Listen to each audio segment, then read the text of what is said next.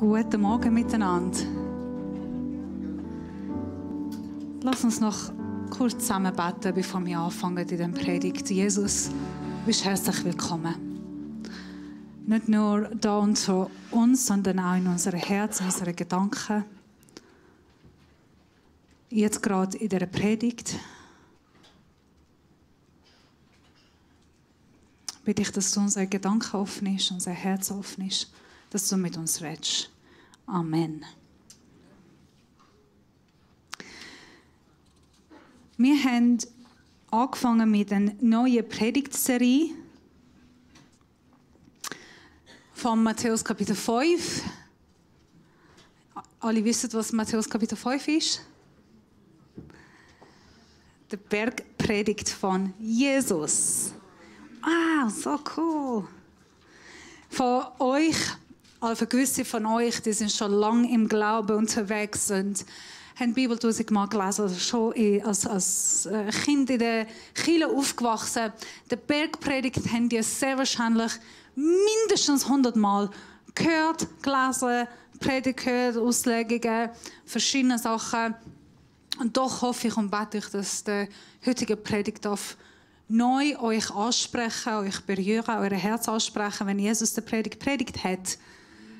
Sie haben zum ersten Mal gehört. Und so bete ich, dass es wird so sein, als ob das erste Mal hören wir die Predigt.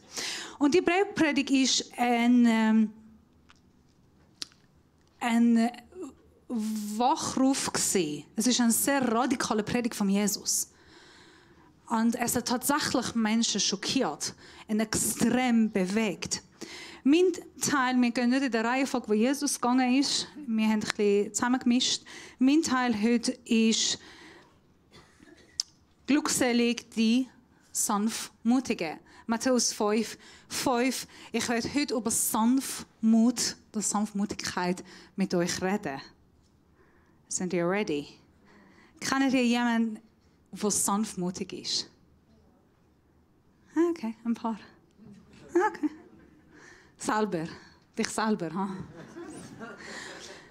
Mutter Teresa ist bei den weisen Kindern und sie hat kein Geld gehabt, um Brot zu kaufen für die Kinder. Und dann ist sie beim Laden gegangen und gesagt: «Schau, es tut mir leid, ich habe wirklich kein Geld, ich bringe irgendwann, aber heute brauche ich Brot von meinen Kindern, sie haben nichts zu essen.» Und sie hat ihre Hand aufgestreckt und für irgendeinen Grund hat der Mann ihr nicht gern gehabt und er hat einfach in ihre Hand gespückt. Sie hat das geschaut, hat sie auf ihr Kleid geputzt, hat sie wieder ihre Hand aufgestreckt und gesagt: «Danke vielmals für den Spuck, dass du mir gegeben hast, das nehme ich sehr gerne an. Aber meine Kinder haben Hunger, kannst du ihnen noch auch etwas geben?» Und klar, zum zweiten Mal hat er nicht das nochmal machen. Er hat sich geschämt und er hat tatsächlich ihr Brot gegeben. Sanftmut ist ein schwieriges Thema. Es hat mit Demut zu tun, aber es ist keine Demut. Nicht nur. Demut ist Teil von Sanftmut. Wer von euch weiß, was Sanftmut bedeutet? Kann man schon die erste Folie haben? Glücklich, selig die Sanftmutigen, denn sie werden das Land erben. Jesus zitiert die Bibelvers vom Psalm 37, Vers 11 eigentlich, der das Gleiche sagt. Aber die Sanftmutigen werden das Land besitzen und werden ihre Lust haben an Fülle von Heil. So eigentlich Jesus zitiert die Bibelstelle vom Psalm, die Verheißung 37, Vers 11. Was heißt Sanftmut? Oder was heißt Sanftmut nicht? Was ist nicht Sanftmut? Ein Gegenteil von Sanftmut wäre Arroganz, Sturheit, Rebellion, fast stur. Ja. Aggressivität, Selbstbeschäftigung. Wenn jemand nur auf dich selber schaut, Stolz, ist das Gegenteil von Sanftmut. Als Jesus das Wort gesagt hat, er hat aramäisch geredet, aber Matthäus und Lukas, sie haben auf Griechisch geschrieben. Und das Wort Griechisch, was Lukas und Matthäus braucht, ist Praus. Gut, haben alle verstanden, was das bedeutet. Das griechische Wort ist Praus. Und Praus ist nur ein Wort, das man für Pferd gebraucht hat. Und zwar, das ist das Wort, wenn du ein Pferd hast müssen, ja, jetzt kommt dieses schwierige Wort, zähmen oder zügeln. Also komm jetzt mit eurem Dialekt. Einer sagt Säume, einer sagt zähmen, einer sagt zähmen. Hey, wisst ihr, wie viele Leute habe ich gefragt? Bringt mir nicht durcheinander, bitte. Zähmen, Säume, zügeln. Einfach ein Röss unter Kontrolle bringen. Puh. Dass er sich benimmt. Und zwar nicht jeder Röss. Sollen wir auf jemanden probieren, dann sehen Sie, wie das geht. Nein. Aber ich werde hier vorne bei mir haben. Ich will es sicher nicht kaputt machen. Versuche ich. Es ist sicher andersrum, aber ihr wisst, was es ist. Gut. Es Zahnzügel. Zahnzügel. Das ist sehr, sehr gut. Es ist nicht jeder Pferd oder jeder Ross, sondern nur Kriegpferd. Also wenn du Kriegpferd hast du die Wort für sie gebraucht, weil du erst sie unter Kontrolle bringen, damit sie machen das, was du ihr sagst. Nachher ist das gleiche Wort sanftmutig auf Griechisch übersetzt auf Englisch meek. In Englisch kommt auch nur von dem Pferd am Anfang. To meek a horse. Es Röss zähmen, zügeln. Das ist zähmen. Yes. So, wenn Jesus das sagt, oder wenn Matthäus und Lukas so übersetzen, könnt ihr euch vorstellen, wie radikal ist es gesehen? Darf ich in allerersten Bild haben? Ich weiss, ich bin durcheinander. Ja. Das ist einer der Emperor von Rom. Und seine Aussage, oder halt seine Worte ist immer gesehen. Wenn ich sie finde. Die Starken tun, was sie wollen. Die Schwachen leiden, was sie müssen. Das ist im Wort gesehen. Die Starken tun, was sie wollen, die Schwachen leiden, was sie müssen. Und das Wort praus, wenn du das gebraucht hast, du hast gesagt, du bist schwach und du musst leiden. Und nur Menschen, die kein Geld hatten oder sind wirklich arm waren oder haben keine gute Position in der sozialen Welt gehabt, haben so ein Wort gebraucht. Und so kommt Jesus und sagt, du musst wie es Röss sein, wo Sinnkraft Sinn macht und Kontrolle hat. So für die Emperor oder von dieser Zeit, für die Griechen und Römer, das ist sehr eine radikale Predigt. Sehr schwierig, wenn Jesus sagt, gesegnet sind die Armen im Geist, gesegnet sind die Barmherzigen, gesegnet sind die lieb sind, gesegnet sind die verfolgt werden. Das bringt alles durcheinander. Nicht nur in dieser Zeit, sondern glaube ich auch am heutigen Tag. Segnet der demütig ist. Segnet der dient. Segnet der alles für andere macht und alles gibt. Auch am heutigen Tag, wenn du in Orafüssli gehst oder irgendeine Bibliothek, findest du nie ein Buch, das sagt, wie kannst du dich selber kreuzigen oder nicht selber sein. Oder über Demut in Führungssystem oder Demut als Präsident. Also Demut ist ein liebes Wort, aber wirklich ein Selbst, was gegen Confidence, Selbstsicherheit geht. Es gibt so viele Bücher heutigen Tag über das englische Wort, wie wir haben immer in der Leadership gesagt, fake it till you make it. Du bist einfach selbstbewusst, selbstsicher. Du gehst und du machst und gibst dein Bestes, niemand soll merken und so kommst du vorwärts. Am meisten ist unsere Mentalität so etwas. Und Jesus kommt und sagt, nein, eigentlich durch Demut, durch Sanftmutigkeit gewinnst du die Welt. Durch das kommst du vorwärts. Anders geht nicht. Und wir werden heute miteinander schauen, wieso. Wieso anders geht nicht und wieso brauche ich so etwas. Und Jesus selber ist das beste Beispiel gewesen. So, einfach kurz. Wenn du ein sanftmutiger Mensch bist, heisst nicht, dass du schwach bist. Heisst nur, dass du nicht selbstsicher bist. Es heisst nicht, dass du nicht an dich selber glaubst. Eigentlich genau das Gegenteil. Ein sanftmutiger Mensch ist ein sicherer Mensch.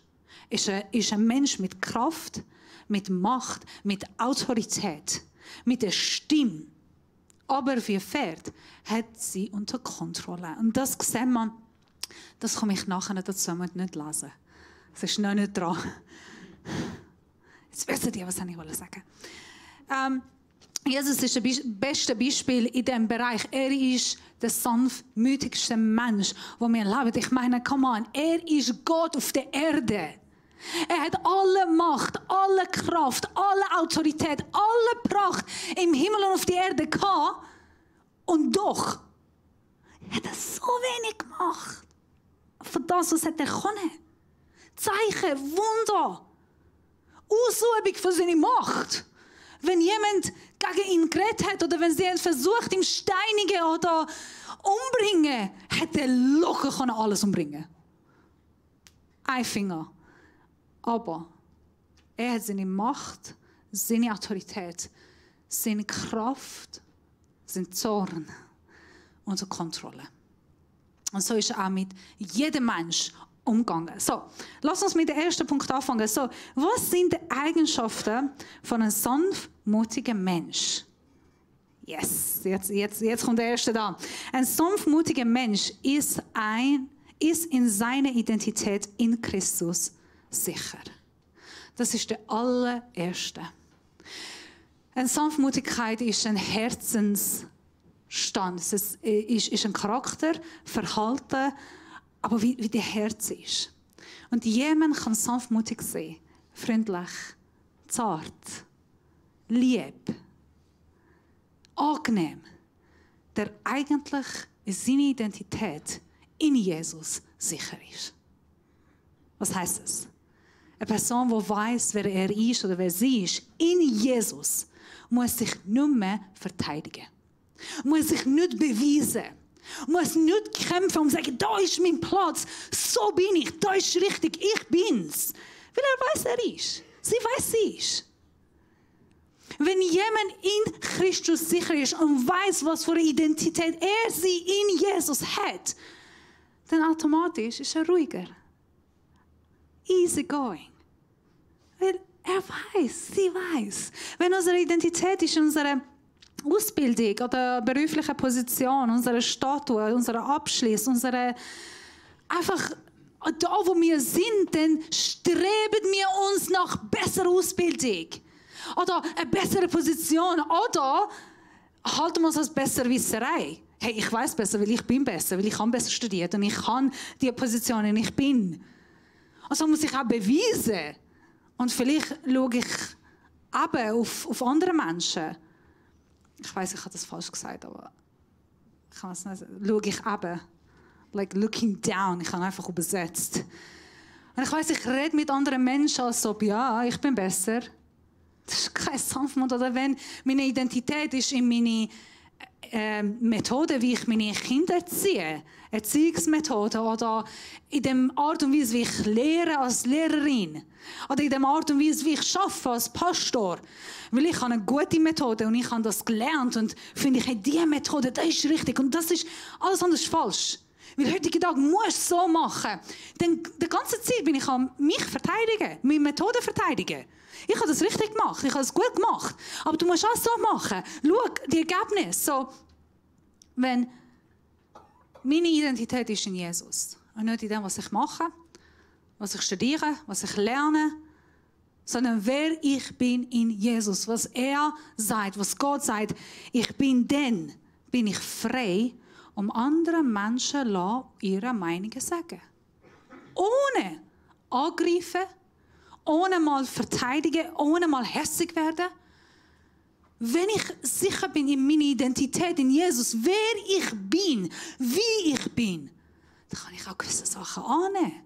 Gewisse Menschen einfach umgehen, aufbauen, ermutigen. Nochmal, darf ich noch von Mutter Teresa bis heute lesen. Ich glaube, neben dem Jesus ist sehr sanftmutig gewesen. Wenn du demutig bist, wird dich nichts berühren. Weder Lob noch Schande. Denn du weißt, was du bist. Dann suchst du nicht Lob und Preis von Menschen. Aber wenn auch Kritik kommt, und jetzt kommen wir zu dem Thema, tut dich auch nicht stören. Zweiter Punkt. Wer ist ein sanftmutiger Mensch? Ein sanftmutiger Mensch löst Konflikte mit Zurückhaltung. Wow. Das heißt nicht, dass ein sanftmutiger Mensch ist ein passiver Mensch. Das heißt nicht, dass ein sanftmutiger Mensch kann nicht streiten. Das heißt nicht, dass ein sanftmutiger Mensch kann nicht sich bewähren oder schützen oder gewisse Konflikte angehen, gewisse Probleme ansprechen, mit gewissen Leuten sogar streiten. Doch.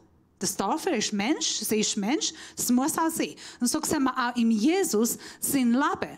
Er hat viele Menschen müssen konfrontieren, viele Probleme ansprechen, viele Sachen angehen. Aber mit welcher Haltung? Sanftmut ist eine Entschärfe von Konflikt. Entschärft Konflikt. Sie entschärft eine Zeitbombe, bevor sie explodiert. Lass uns noch die Bibelstelle lesen vom Sprüche 15,3, wo sagt, eine sanfte Antwort wendet Grimm ab, aber ein krankendes Wort ärgert Zorn. Ein Mensch, der sanftmutig ist, weiß, wie er oder sie gewisse Argumente beruhigen kann. Gewisse Konflikte beruhigen. In Leadership vor 2 Jahren, wir hatten dieses Thema gehabt, weil ich Leadership studiert. Aber es ist auch ein Teil so christlicher Leadership gesehen und Demut und DNA im Leadership. Und eine Aufgabe haben wir gehabt, ist unsere Körpersprache während Konflikt. Und jeder von uns hat eine Aufgabe bekommen. Wir müssen einfach gewisse Körpersprache ausüben während einem Konflikt in einer Woche und dann darüber schreiben und sagen, hey, wie haben wir das erlebt? Und dann haben wir gelernt, dass jeder von uns Menschen, sehr wahrscheinlich ihr wisst das, wir haben in unserem Gehirn etwas, die heißt Spiegelneuronen. Spiegelneuronen sind Art und Weise, wie wir einander anschauen, observe und nachmachen. Beobachtet und nachmachen. Kinder machen das, Babys machen das, wenn sie klein sind. Und eigentlich, wir machen genau gleich. Und es war mega interessant, beim gewissen Gespräch, ich habe einfach so gesessen und die andere Person sitzt auch so, automatisch. Wenn du gewisse Sachen machst mit deinem Gesicht, Mimik, die andere Person will dir nachmachen. Weil wir haben diese Spiegelneuronen in uns. So, das heisst, wenn du streitest mit jemandem und du wirst lauter und lauter und noch lauter, dann automatisch die andere Person kann auch lauter werden. Das sind nicht die Leute jetzt. Oder wenn du geärgert bist, hey, die andere Person ärgert sich auch. Wenn du hässig bist oder traurig, die andere Person wird auch traurig oder hässig. Bei uns daheim, wenn ihr Tanja kennt, das ist meine Mitbewohnerin, sie hat so ein schönes Lachen. Wenn sie anfängt zu lachen, sie lacht laut. Erstens, du weißt, sie ist daheim und zweitens, du musst mitlachen. Du kannst nicht anders. Weil einfach, es ist ansteckend. Wenn sie fängt an zu lachen, haben wir alle Lachen im Gesicht. Was ich mal mit euch probieren kann, schauen. Wie lange kann man das mit euch machen? Weil gewisses Verhalten ist ansteckend. Und so, wenn du in einem Konflikt bist, wenn du in einer in einer Position bist, wo du streiten musst und der Person gegenüber, deine Frau, dein Mann, deine Freundin, oder dein Partner oder Kollege vom Arbeiten, egal wer wo, du siehst, hey, sie werden rot. Und jetzt wird ein bisschen aufgehen, die Diskussion. Fang an, leise zu reden. Und du wirst merken, wie die Situation sich ändert. Hast du schon mal versucht, in einer schwierigen Diskussion oder Konflikt zu lachen? Also nicht, dass du fängst voll an lachen, aber ein kleiner Smile. Sag, okay, ist okay. Hey, lass uns einfach ruhig miteinander reden. Ich muss zugeben, Männer machen das besser als wir Frauen. Ja, welcome. Frauen, probieren mal in der Woche. Es kommt nachher nochmal eine Aufgabe von euch alle, auch von Männern. Probier mal einfach ruhiger werden. Ein sanftmutiger Mensch ist ein Mensch, der sich zurückhält. Und das sehen wir im Leben von Jesus. Prediger Kapitel 10, Vers 4 sagt, wenn ein Machthaber, dein Chef, dein Mann, deine Frau, deine Kinder, egal wer, wo, wie, ein Machthaber, egal wer, zornig auf dich ist, dann renne ihm nicht gleich davon. Bleib gelassen dadurch, vermeidest du große Fehler. Bleib gelassen, bleib sanftmutig, bleib ruhig. Schwierig? Ja. Wie mache ich? Wir schauen nachher. Vielleicht musst du auch daran denken, die Person, die geärgert ist an diesem Tag, vielleicht hat nichts mit dir zu tun. Vielleicht sind sie einfach unter Druck. Vielleicht sind sie mit sich selber geärgert, enttäuscht. Vielleicht haben sie andere Probleme. Oder einfach der Tag ist schief gelaufen und du kommst und dann bist du gerade dieser Person oder ich weiß es nicht, haben schlechte Käse gehabt und sind verstopft und wissen nicht, was können sie mit dem machen. Und dann bringen alle ihre auf dich. Und es ist einfach schwierig in dem Moment. Geh nicht weg. Bleib ruhig. Nimm es nicht persönlich. Und wenn ich an dir sage, sage ich an mir selber.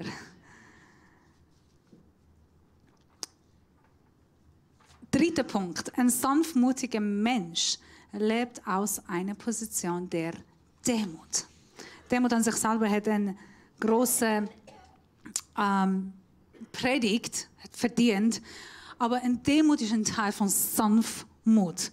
Demut ist ein Mangel an Beschäftigung mit sich selbst. Das Gegenteil von Selbstüberschätzung, Arroganz, Stolz. Es hat nichts mit Selbstsicherheit zu tun. Überhaupt nicht. Eben, jemand, der demütig ist, nochmal, ist sehr selbstsicher. Sehr selbstsicher. Normalerweise Menschen, die nicht sicher sind, sind stolz. Weil, gut, ich gehe nicht in Psychologie. Weil er macht nicht Gedanken darüber, wie andere Menschen über mich denken. Ein demütiger Mensch ist ein Mensch, der ruhig ist. Sicher. Gelesen. Und so kann er auch mit Liebe antworten. Mit Liebe mit Menschen umgehen. Wenn in 1. Korinther Kapitel 13 Paulus schreibt über Liebe, dass er Liebe ist geduldig und Liebe vergibt und Liebe hat Barmherzigkeit und Liebe geht mit anderen Menschen anders um wie sich selbst. Hey, das kann nicht jeder machen. Aber ein Mensch, der demütig ist, der weiß, dass Gott hat alles Sund und Fehler von ihm vergeben. Gott geht mit uns liebevoll um. So sollten wir auch miteinander liebevoll umgehen. In Titus Kapitel 2, Vers 8 steht geschrieben, was immer du sagst, soll wahr und überzeugend sein. Da auf Griechisch ist mit Sanftmut. Nur so werden unsere Gegner beschämt und konnten nicht Nachteiliges gegen uns vorbringen. Wenn du mit Demut, mit Liebe redest,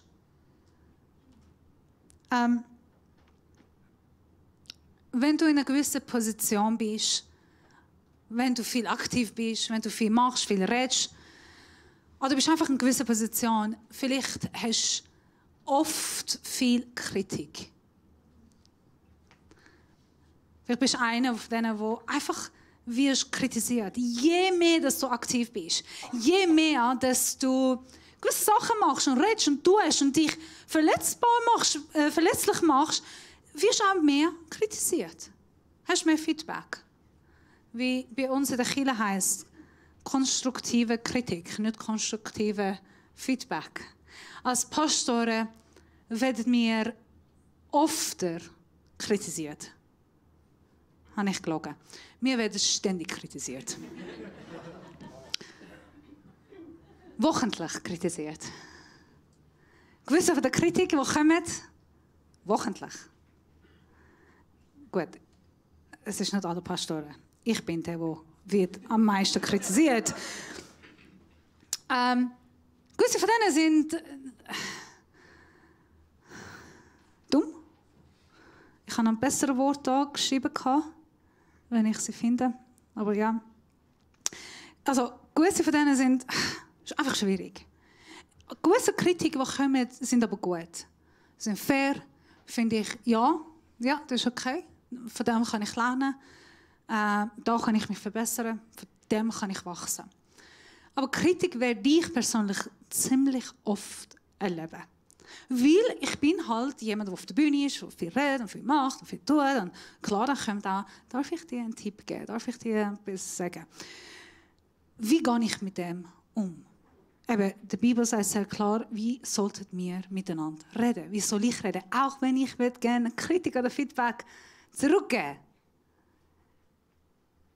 Red sanftmutig. Red mit Liebe. Antworte nicht mit Kritik. Es gibt eine Feedback-Regel. Kennen ihr das? Die 3 Feedback-Regeln. Feedback, gibst nie Feedback, wenn jemand nicht gefragt hat. Wenn jemand nicht nach deinem Feedback fragt, gib kein Feedback. Feedback ist ein Geschenk. Von denen, die Feedback nehmen. Du fragst nach Feedback. Wenn du nicht nach Feedback gefragt hast, bitte gib kein Feedback. Bitte nicht. Aber wenn ich an jemanden komme und sage, hey, ich brauche dein Feedback, dann darfst du Feedback geben.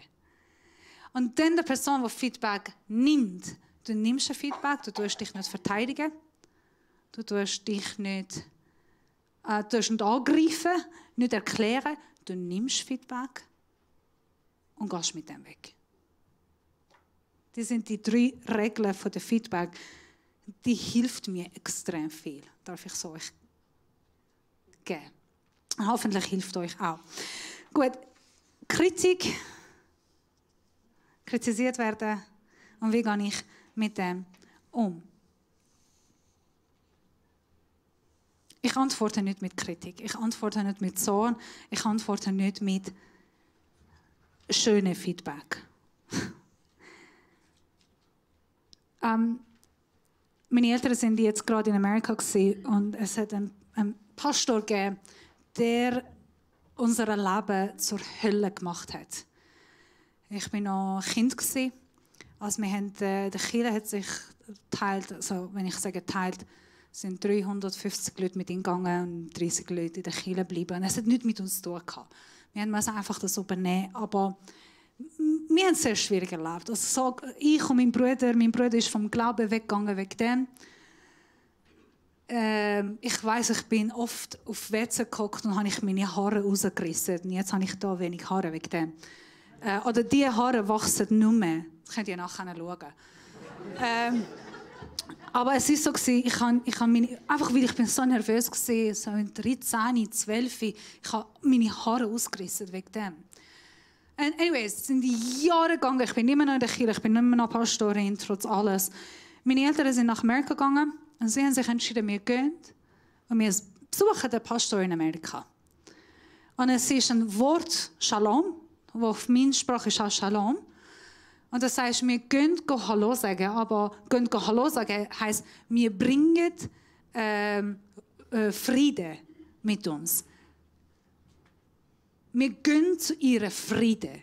Wenn du sagst, wir gehen Hallo sagen, oder wenn du in ein Haus kommst und sagst, Shalom, Friede an dem Haus. Und so haben sie mir ehrlich gesagt, ja, wir werden zu seinem Frieden gehen, also wir werden Frieden herrschen. Sie haben sich bei ihm gemeldet. Und über 600 Leute, nicht übertrieben, vielleicht noch mehr, kannst du mal sagen, wie viele Leute haben gewartet, was wird das Ergebnis von dem Besuch? Meine Eltern zu ihnen daheim haben alle gewartet, inklusive mir. Und nachher haben sie angeschaut und gesagt, hey, wir haben diese Person besucht. Ich sage, wow, haben die ihn besucht? Und? Hat er Schlägerei gegeben? Was haben die gemacht? Wie ist er mit euch umgegangen? Weil wir wissen, es ist nicht eine einfache Situation. Er ist nicht so gut umgegangen, aber einfach, dass meine Eltern haben alle Recht gehabt, ihn hässlich zu sein, haben alle Recht gehabt, alle Recht, ihn nicht begrüßen, nicht machen oder einfach ignorieren, vergeben, aber vergessen, haben sie nicht gemacht. Sie sind zu ihm daheim gegangen. Und das hat mich so stolz gemacht. Und nachher habe ich ihr gesagt, nach dem Besuch, er hat keine Kraft über euch mehr. Er kann nur schlecht über euch reden, weil ihr seid zu seinem Frieden daheim gegangen. Ihr habt Frieden mitgenommen. Jetzt ist fertig. Und ich glaube tatsächlich, er hat diese Macht über unsere Familie verloren, weil wir haben mit Frieden, mit Liebe antwortet. Das ist Sanftmutigkeit. Und der letzte Punkt, den ich euch sagen will, ein sanftmutiger Mensch ist ein Christus-ähnlicher Mensch. Ein sanftmutiger Mensch ist Christus-ähnlicher Mensch. Jesus ist sanftmutig gewesen. In der Bibel, wir lesen von 2 Personen, die sanftmutig sind. Eine ist Jesus und der zweite ist Mose. Die 2 Personen werden bezeichnet, benannt als sanftmutiger Mensch. Jesus, er hat mit voller Autorität auf Erde gekommen. Er hat Menschen korrigiert. Er hat Menschen zurechtgewiesen. Er hat mit Autorität geführt. Und beide von diesen 2 Männern sind starke Führerpositionen gehabt. Beide sind mächtige Führer, Leiter gewesen. Und so haben auch mit dem Menschen führen. Aber Jesus hat liebevoll, sanft, ohne Arroganz, ohne Stolz führen, ohne Zorn. Moses aber hat ein Problem gehabt. Wer eine Bibel gelesen hat, 2. Mose, wüsstet ihr, dass Mose hat Zornproblem gehabt. Er ist aus Zorn hat er reagiert. Er wurde hässig und hat er einfach etwas gemacht. Er war zornig und hat den Mann von den Ägypter, der Ägypter. Ah, okay, das war easy. Der Ägypter hat er umgebracht. Er war zornig und er bricht die 10 Gebote. Und dann hat er selber die 10 Gebote neu machen. Er war zornig und statt einmal hat 2-mal auf den Fels geschlagen, dass das Wasser rauskommt. Er ist zornig und er reagiert aus Zorn. Denn wieso nennt die Bibel ihn einen sanftmutigen Mensch? Weil wahrscheinlich hat er seinen Zorn nicht unter Kontrolle gehabt. Er war lehrbar. Man konnte ihn belehren. Gott konnte ihn belehren. Gott konnte ihm Recht weisen. Fast niemand ist sanftmutig in der Welt. Niemand kommt sanftmutig in der Welt. Das ist nicht wirklich unsere Natur. Vielleicht schaust du dich selber und sagst, ich weiß es nicht, Sabrina. Ich gebe dir eine Kritik nach dem Predigt. Ich glaube, ich bin einer von denen. Nein, fast niemand ist sanftmutig, weil es ist nicht einfach. Es ist nicht in unserer Natur. Wir wollen anders reagieren. Sanftmut ist eine der Gaben des Heiligen Geistes. Es ist ein Herzensverhalten, es ist ein Herzensstand und du kannst nicht manipulieren. Du kannst nicht schauspielen. Du kannst nicht so tun, als ob du bist ein sanftmutiger Mensch. Und ich sage dir und ich sage euch alle, vor allem die noch nicht geheiratet sind, ein sanftmutiger Mensch, eine sanftmutige Frau oder Mann, auf Englisch sagen wir Gentleman oder Gentlewoman, sind sexy. Sie sind sexy. Ein Mensch, der sanftmutig ist, hey, das mal begehren, weil die sind die Ruhigen, die sind die Menschen, wo du gerne mit ihnen Zeit verbringen, mit ihnen zusammen sein, mit ihnen reden, mit ihnen umgehen. Du willst die Menschen als Freundinnen haben. Jeder Mensch sucht einen sanftmutigen Menschen, weil die sind so easy. So einfach gut. Für die nicht geheiratet sind, für die geheiratet sind, ist es zu spät. Aber du ziehst Menschen, die dir ähnlich sind. Wenn du selber ein sanftmutiger Mensch bist, wenn du selber ein Mann und Frau Gottes bist, ziehst ein Mann und Frau Gottes. Wenn du sanftmutig bist, wirst du auch einen muttigen Mann ziehen, Frau ziehen. Und so werden wir miteinander umgehen. Wenn nicht, dann suchst du jemanden, dann kannst du von ihm lernen oder von sie lernen. Sind wir sanftmutig? Kann man miteinander sanftmutig umgehen? Wenn nicht, ich habe 3 Punkte für euch heute. Eine Aufgabe. Und die erste Aufgabe ist für Männer. Nein, ist für alle. Aber doch Männer. Nächste Woche am Sonntag wir werden alle Frauen fragen, hey, wie hat dein Mann gemacht? Der erste Punkt. Sei sanftmutig, genau. In dieser Woche sei fröhlich, sanftmutig, liebevoll mit deiner Frau, mit dem Mann, mit dem Partner. Wenn du in eine gewisse Diskussion kommst, Streit, vielleicht sagst du, bei uns gibt es keinen Streit mehr.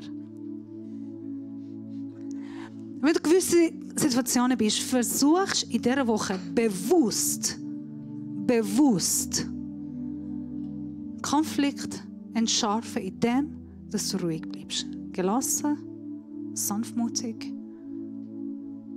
kalkuliert und darüber redest. In dieser Woche gibst du dir Mühe, extra das zu machen mit dem Partner. Zweite, in dieser Woche, vielleicht hast du keinen Partner, aber du hast schwierige Kollegen beim Arbeitsplatz oder Menschen im Studium, die nicht einfach sind. Das ist für mich. Also mit dem Mitarbeiter, mit dem Chef oder einfach jemand von deiner Arbeit pratet. Reagiere nicht arrogant. Reagiere nicht als eine Besserwisserei. Gib dir Mühe, in dieser Woche ein gutes Kompliment machen. Ob es die Mitarbeiter oder eben auch deine Mann und Frau tun, die von dein Herz kommt, die Frieden bringt. Sei fair, sei gerecht. Entschuldige dich, wenn deine Fehler waren. Dritte. Vielleicht bist du unterwegs in dem Bus, im Restaurant, siehst einen Kellner, siehst sonst jemanden, der neben dir sitzt, oder einfach ein fremder Mensch. Sei nett, sei freundlich. Du hast etwas gut. Gib ein Kompliment an den Kellner. Du hast etwas lieb von jemandem, den du nicht kennst. Vielleicht ist ein Verkäufer, vielleicht kannst du einfach einen Segenwunsch aussprechen. Hey, oh Gott, ich segne, wünsche ich dir viel Kraft in dieser Woche. Du bist gesegnet. Ich möchte mit das euch ein bisschen herausfordern, euer Verhalten nochmal zu prüfen. Bin ich ein sanftmutiger Mensch? Nicht, wenn nicht. Denn wir wissen etwas, wo in Philipper Kapitel 2, Vers 4-5 steht geschrieben.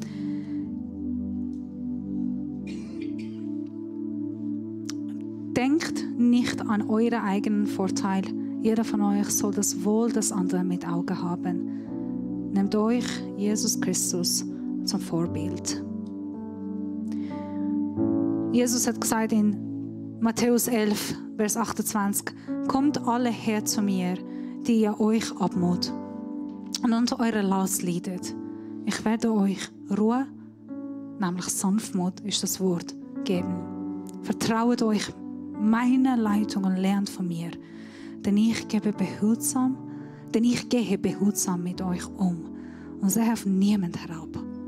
Wenn ihr das tut, dann findet ihr Ruhe für euer Leben. Wenn du Mühe hast mit dem heute, lass uns so. Unsere auch Schmerzen, Druck oder Verletzungen von Gott bringen, von ihm lernen, abgeben und Ruhe von ihm empfangen und das natürlich weitergeben. Wir werden noch ein paar Lieder singen und am Schluss werden wir miteinander beten. Ich ermutige euch, lernt von dem, nehmt Jesus als Vorbild. Bringt eure Emotionen, Gefühle unter Kontrolle und lasst uns mehr und mehr wie Jesus werden.